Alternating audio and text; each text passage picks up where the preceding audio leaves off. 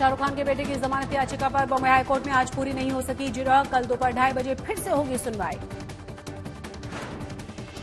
Bombay high court में देश के पूर्व अटॉर्नी जनरल मुकुल रोहतगी ने की आर्यन की पैरवी। कहा, मेरे मुवक्किल से कुछ भी बरामद नहीं हुआ, गलत है गिरफ्तारी। गेस्ट के तौर पर क्रूज पर गए थे आर्यन खान। बॉम्बे हाईकोर्ट में मुकुल रोहतगी ने रखी दलील। बोले, ड्रग्स लेने की जांच के लिए नहीं हुआ है कोई भी टेस्ट। आर्यन की जमानत याचिका का एनसीबी ने विरोध किया। कहा, बेल मिलने पर गवाहों को प्रभावित कर सकता है आरोपी। एनसीबी के फरार गवाह किरण गोसावी को गिरफ्तार करने यूपी पहुंचे पुणे पुलिस। फतेहपुर में ट्रेस हुआ था आखिरी लोकेशन। आरोपों में घिरे समीर वानखेड़े दिल्ली से पहुंचे मुंबई। कल एनसीबी की विजिलेंस टीम के सामने पेशी होगी। प्रभाकर सेल को भी बुलाया गया है। समीर वानखेड़े के खिलाफ आरोपों की जांच के लिए मुंबई जाएगी 5 सदस्यीय टीम। डीडीजी ज्ञानेश्वर सिंह अगुवाई करेंगे। एनसीबी से दिल्ली मुख्यालय पहुंचे समीर वानखेड़े। करीब 2 घंटे के बाद लौटे। बोला, एजेंसी ने बुलाया नहीं था, कुछ जरूरी काम से आए थे। प्रभाकर सेल से भी पूछताछ करेगी एनसीबी की विजिलेंस टीम। किरण गोसावी के बॉडीगार्ड ने समीर वानखेड़े पर लगाए हैं रिश्वत के गंभीर आरोप। आर्यन खान की ओर से कोर्ट में दाखिल किया गया है हलफनामा। कहा, एनसीबी के खिलाफ रिश्वत के आरोपों से कोई लेना देना नहीं है। समीर वानखेड़े के खिलाफ महाराष्ट्र के मंत्री नवाब मलिक का नया आरोप। बोले, उगाही के लिए बॉलीवुड अभिनेताओं को निशाना बनाया गया।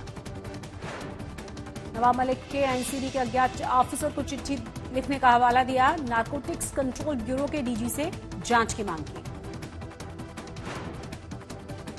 एक गंदी मछली पूरे तालाब को गंदा कर देती है। अगर उस मछली को पकड़ा जाए, उसकी जांच हो, तो तालाब पाक हो जाएगा।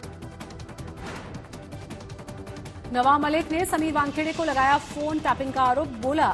बोले, मेरी भी जासूसी की कोशिश की गई। समीर वानखेड़े के परिवार ने नवाब मलिक के आरोपों को खारिज किया। पत्नी बोली, मुझे और मेरे बच्चों को मिल रही हैं धमकियां। मुंबई में लगातार दूसरे दिन आए 300 से कम केस। 24 घंटे में आए हैं 293 कोरोना के नए केस। 5 की मौत हुई। ठाणे में 12 मंजिला इमारत में लगी आग पर पाया गया काबू। 5वीं मंजिल पर लगी आग में किसी के घायल होने की खबर नहीं। महाराष्ट्र के बुल्ढाणा में 3 गाड़ियों की टक्कर में 4 लोगों की मौत हुई, 6 लोग जख्मी हुए। गुजरात के मंत्री पुणेश्वर मोदी से जुड़े मानहानि केस में राहुल गांधी की बढ़ी हैं मुश्किलें। कोर्ट ने 29 अक्टूबर को फिर से कोर्ट में हाजिर होने का आदेश दिया। पुणेश्वर मोदी ने गुजरात हाईकोर्ट से की थी अपील। चुनाव अधिकारियों का भी हो क्रॉस एग्जामिनेशन। हाईकोर्ट ने दी है मंजूरी। 383 अंकों की मजबूती के साथ 61,350 पॉइंट्स पर बंद हुआ सेंसेक्स। 143 पॉइंट्स की बढ़त के साथ 18,268 पर निफ्टी बंद। 13 हवाई अड्डों का मार्च 2022 तक निजीकरण करेगी सरकार। 4 साल में कुल 25 हवाई अड्डों को लीज पर देने की तैयारी। त्योहारों के बाद 10% तक बढ़े हैं कंज्यूमर इलेक्ट्रॉनिक्स के दाम। मेटल्स की कीमतों में बढ़ोतरी का असर। फेस्टिव सीजन में प्री कोविड के मुकाबले 20% ज्यादा डायमंड की बिक्री का अनुमान है। हीरा उद्योग के लिए सबसे अच्छा साल साबित होगा 2021। 10,000 करोड़ के निवेश के ऐलान के साथ स्मार्ट वर्ल्ड ग्रुप की रियल एस्टेट सेक्टर में एंट्री। हाल ही के बरसों में किसी भी रेमिटेंट कंपनी का सबसे बड़ा निवेश। नमस्कार, आप देख रहे हैं आज तक और आपके साथ मैं हूं शशि तुषार शर्मा। मुंबई मेट्रो में इस वक्त की बड़ी और अहम खबर। सबसे पहले आपको बता दें कि क्रूज ड्रग्स मामले की जांच करते समय समीर वानखेड़े खुद जांच के घेरे में आ चुके हैं। उन पर संगीन इल्जाम लगाने के बाद एनसीबी ने भी जांच बिठा दी है। आपको बता दें कि इसी बीच वानखेड़े दिल्ली से मुंबई पहुंचे हैं। कल उनकी एनसीबी विजिलेंस के सामने पेशी है। वानखेड़े से जो टीम पूछताछ करेगी वो कल दिल्ली से सुबह 9 बजे मुंबई के लिए रवाना हो जाएगी। उस टीम की अगुवाई एनसीबी के डीडीजी ज्ञानेश्वर करेंगे। वानखेड़े पर आरोप लगाने वाले शख्स प्रभाकर सेल को कल एनसीबी ने बुला लिया है। आर्यन ड्रग्स केस में 2 तरह के युद्ध चल रहे हैं। एक आर्यन और एनसीबी के बीच और दूसरा एनसीबी और एनसीपी के बीच। एनसीपी के नेता नवाब मलिक ने एनसीबी के regional joint director Sameer Wankhede के खिलाफ एक चिट्ठी जारी करके पूरे मामले को नया एंगल दे दिया है। पिछले काफी समय से आर्यन ड्रग्स केस के बहाने नवाब मलिक समीर वानखेड़े पर हर दिन कुछ नया खुलासा कर रहे हैं। किसी वेब सीरीज के अलग अलग सीजन की तरह नवाब मलिक के खुलासों के एपिसोड्स रिलीज हो रहे हैं। आज चिट्ठी के जरिए उन्होंने समीर वानखेड़े पर उगाही करने के आरोप लगाए हैं।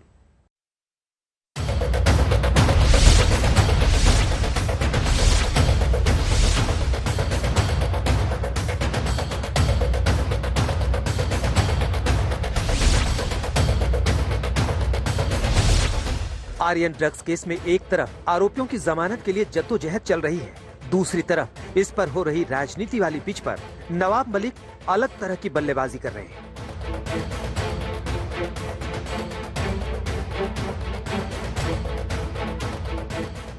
नवाब मलिक एनसीबी के ज्वाइंट डायरेक्टर समीर वानखेड़े की जीवनी लेकर बैठ गए हैं। अपनी पूरी रिसर्च टीम को समीर नामा लिखने का आदेश दिया है। इसी वजह से हर दिन वो समीर वानखेड़े से जुड़ा कुछ नया आरोप लेकर आ रहे हैं। अब उन्होंने समीर वानखेड़े पर फर्जी जाति प्रमाण पत्र इस्तेमाल करने का आरोप लगाया है। जो व्यक्ति फर्जी बर्थ सर्टिफिकेट बनाकर फर्जी कागजों के आधार पर शेड्यूल कास्ट की कैटेगरी में नौकरी हासिल करता है, कहीं न कहीं एक दलित शेड्यूल कास्ट इस फर्जी सर्टिफिकेट के कारण उसका अधिकार छीना गया। दाऊद के वानखेड़े उनके पिताजी का नाम है। उनके पिताश्री अपना जो कास्ट सर्टिफिकेट है वो लोगों के सामने रख रहे हैं। वानखेड़े साहब को मैं कहना चाहता हूं कि समीर वानखेड़े का कास्ट सर्टिफिकेट लोगों के सामने रिवील करें। नवाब मलिक के आरोपों के बाद समीर वानखेड़े ने अपना ही नहीं अपने पूरे परिवार का जाति प्रमाण और फोटो जारी कर दिया। इसमें डॉक्यूमेंट्स की एक लंबी लिस्ट थी। इसके बाद समीर वानखेड़े के पिता और पत्नी दोनों ने नवाब मलिक को जवाब दिया। मेरा असली नाम तो ज्ञानदेव कचरूजी वानखेड़े है। सब A to Z मेरा अभी तक का रिकॉर्ड, मेरा डिपार्टमेंट का रिकॉर्ड, स्कूल का, कॉलेज का, एनसीसी का, ज्ञानदेव वानखेड़े मेरा नाम है। मराठी में ज्ञानदेव बोलते, हिंदी में ज्ञानदेव बोलते। मेरा कभी दाऊद से कोई संबंध भी नहीं नाम से हो। अभी किधर से फर्जी बना के लाए ये भी मुझे पता नहीं, और ये सब झूठ है, सब पूरा ही। मुझे ऐसा लगता है कि उनके पूरे गांव का आप सर्टिफिकेट देख लीजिए, पूरे उनके वानखेड़े परिवार का आप सर्टिफिकेट देख लीजिए, और जो डैडी ने भी दिखाए थे कल और प्रूफ भी किया है कि उनकी कास्ट ओरिजिनल है। और एक इंसान सर्टिफिकेट बना सकता है ना, पूरा गांव थोड़ी ना बना लेगा सर्टिफिकेट। तो मुझे ऐसा लगता है थोड़ा रिसर्च उसमें तो उनका थोड़ा कम पड़ गया, जरा ज्यादा बेटर प्रिपेयर्ड हो। नवाब मलिक ने समीर वानखेड़े के मुस्लिम होने की भी बात कही थी। उनका आरोप है कि एक दलित का हक छीनकर समीर वानखेड़े ने फर्जी सर्टिफिकेट के जरिए नौकरी हासिल की। इस आरोप पर वानखेड़े की पत्नी भड़क गई। क्रिमिनल डिफेमेशन का सूट फाइल कीजिए अंडर सेक्शन 499 500 आईपीसी। उनको अधिकार है, अंधेरी कोर्ट में ले जाके कर दे या कुर्ला कोर्ट में फाइल कर दे, मुझे आरोपी बनाए और मैं वहां कोर्ट में जाऊंगा, जमानत लेनी पड़ेगी लूंगा, लेकिन कोर्ट में अपना मामला लड़के इनका फर्जीवाड़ा उसी कोर्ट में मैं एक्सपोज करूंगा। I challenge mister Dawood Wankhede, please file a complaint against me. सारी चीजें उन्होंने कोर्ट में क्यों नहीं रखी? ये मीडिया के सामने आके मीडियाबाजी क्या कर रहे हैं? क्यों नहीं कोर्ट में रखी? ये प्रूफ देते हैं, इलेक्ट्रॉनिक प्रूफ दो या कुछ भी प्रूफ दो या पेपर दो या कोई व्हाट्सएप चैट शेयर करो, कुछ तो शेयर करो कि समीर वानखेड़े के साथ हमारी ये बात हुई है। स्टिंग ऑपरेशन कर लो। नहीं कर सकते। क्यों नहीं कर सकते? क्योंकि वो एक ईमानदार ऑफिसर है। और ये मैं डंके की चोट पे बोलती हूँ कि कोई प्रूफ लाके बता दे मेरे हस्बैंड के बारे में। नवाब मलिक ने यह भी दावा किया कि उन्हें एनसीबी के ही एक अज्ञात अधिकारी ने लिफाफे में एक चिट्ठी भेजी है। इस चिट्ठी में 26 मामले गिनाए गए हैं, जिनमें समीर वानखेड़े पर लोगों को उगाही के लिए फंसाने के आरोप है। इस चिट्ठी के साथ नवाब मलिक ने प्रेस कॉन्फ्रेंस की और समीर वानखेड़े पर ताबड़तोड़ हमले किए।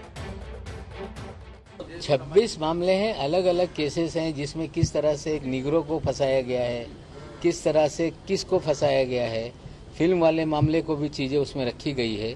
हमें लगता है ये सारा पत्र आप पढ़ लेंगे तो 26 मामलों का उसमें जो केसेस है उसका जिक्र है, जो पत्र में लिखा गया है।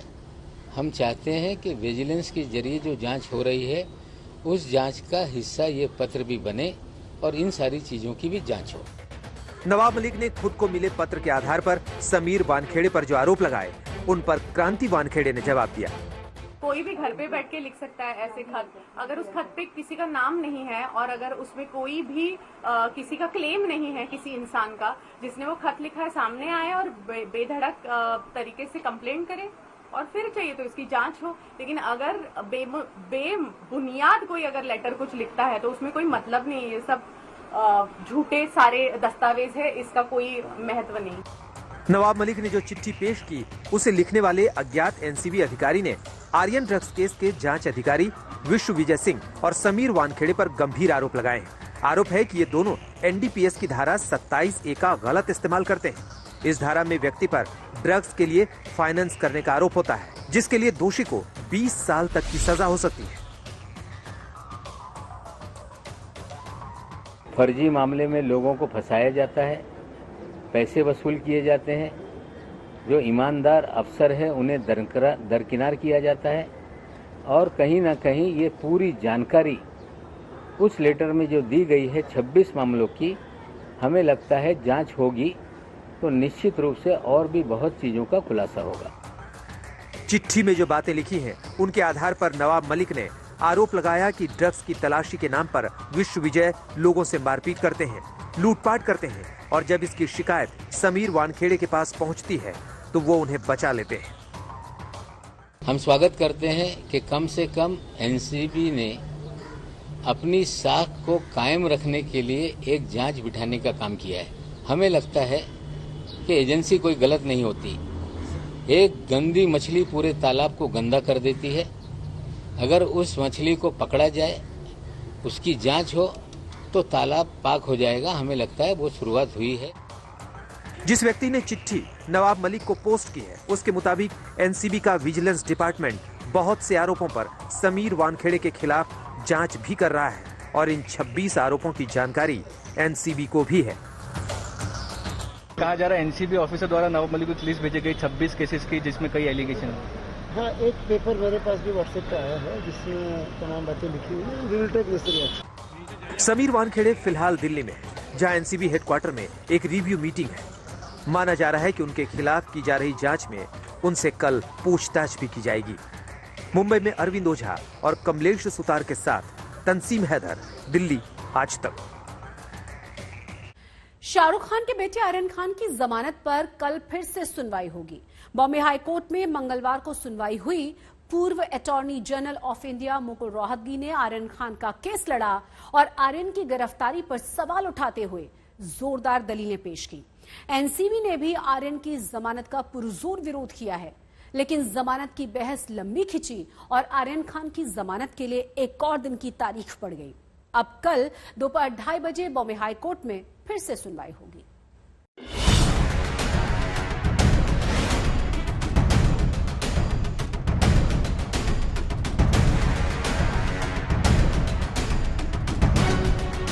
एनसीबी की गिरफ्त में आए और जेल में गए आर्यन का 24वां दिन।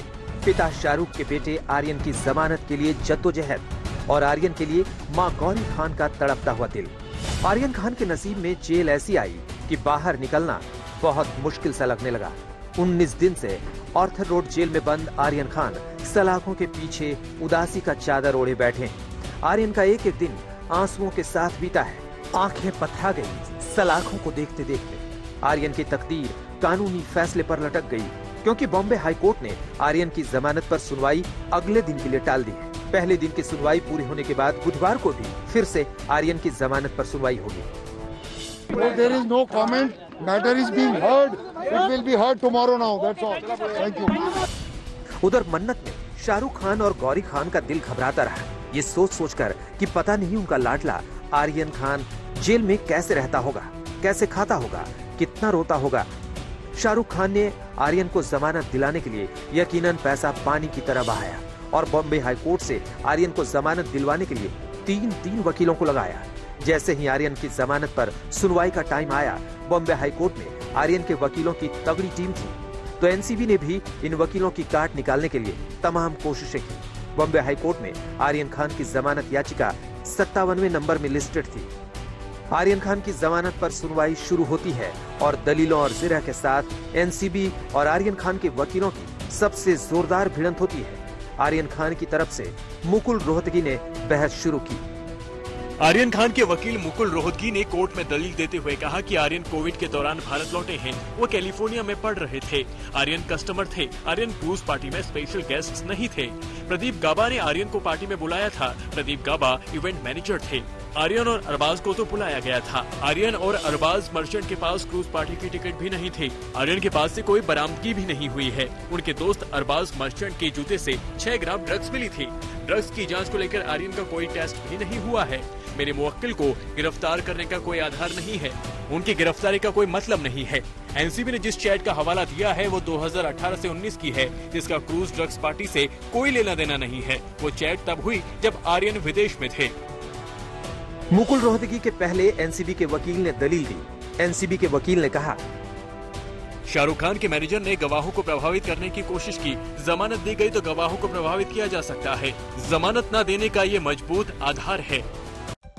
और इसी के साथ मुंबई मेट्रो में बस इतना ही, लेकिन देश और दुनिया की तमाम बड़ी और अहम खबरों के लिए आप देखते रहिए आज तक।